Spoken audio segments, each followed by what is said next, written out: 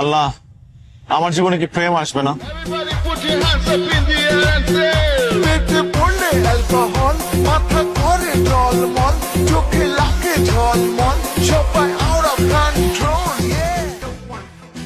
আরে কে আপনি? আরে পরিচয় পরে দেওয়া যাবে। আমার পিছনে গুন্ডা। আপনি তাড়াতাড়ি গাড়িটা স্টার্ট দেন। আমি আমার বিয়ের আসর থেকে পালিয়ে এসেছি। বিয়ের আসর থেকে ভেগেছেন? দোস্ত, হ্যালো, পাত্রী পেয়ে গেছি। বলিস কি? একদম বিয়ের লেহেঙ্গা পরে রেডি, শুধু কবুল বলা বাকি। কিভাবে পাইলি? তুই বেশি কথা বলিস না তো। অ্যাড্রেস দিচ্ছি, ওই অ্যাড্রেসে চলে আয় তাড়াতাড়ি। আপনারা কি আমার থাকার ব্যবস্থা করতে পারবেন?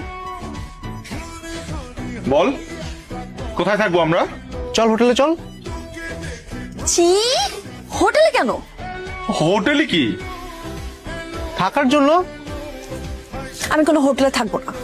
আমিও কোনো হোটেলে থাকবো না, অন্য কোথাও দেখ। আচ্ছা চল, আমার বাসায় চল। আমার বাসায় থাকবো।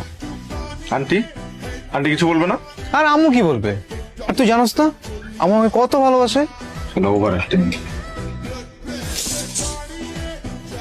এটাই তোরা সময় হলো? হ্যাঁ? এটাই তোরা সময় হলো?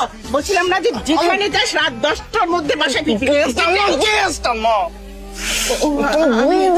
আমি খেয়াল করি নি।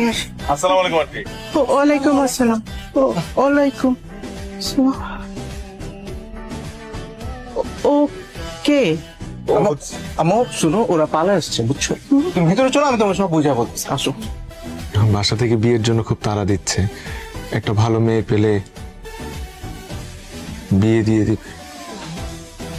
খুব ভালো একটা মেয়ের খোঁজে আছি। আচ্ছা, আপনার স্কুল কোনটা ছিল? আদর্শ স্কুল এন্ড কলেজ। আরে আমরা তো আদর্শ same তো school আমরাও এর। পড়তাম। কোন ব্যাচ, মানে কোন সালে ওখানে ছিলেন? ওই স্কুলে আমি 2012 সাল পর্যন্ত ছিলাম। তখন আমি ক্লাস 6 এ পড়তাম। 12 সালে তো আমরাও 6 এ পড়তাম। এই আপনার নাম কি? আপনার নামই তো এখন পর্যন্ত জানা হলো না। আমার নাম সায়রা। সায়রা?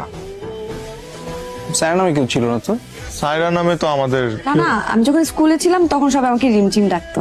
তারপর কলেজে নাম চেঞ্জ করে ফেলছি। চিনসা বান্ডি বান্ডি।